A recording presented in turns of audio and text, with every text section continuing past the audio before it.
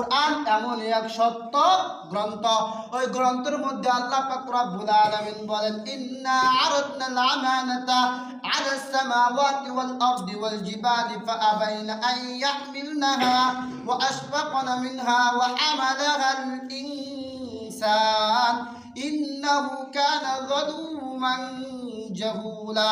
আমি পাহাড়কে বললাম, পাহাড় তুমি কোরআনকে গ্রহণ করো, আমানতদের রক্ষা করো। পাহাড় বলে আমি পারবো না। জমিনকে বললাম, জমিন বলে হে আল্লাহ তোমার কোরআনের বার আমার দ্বারা আমানতদের ঠিক রাখা সম্ভব না।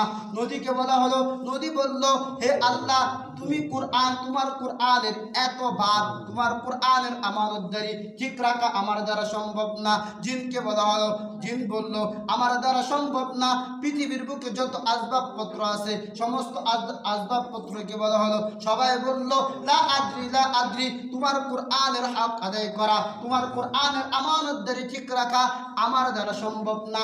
মানুষকে বলা হলো, মানুষ বলল আল্লাহ আমি রাজি, যদি আমানতদারি ঠিক না রাখতে পারি তুমি জাহান্নাম দিবা তাও তো রাজি, কিন্তু আমানতদারি ঠিক রাখলে যে তুমি আমাকে সম্মান দিবা, ইজ্জত দিবা, জান্নাত দিবা, এজন্য আমি রাজি।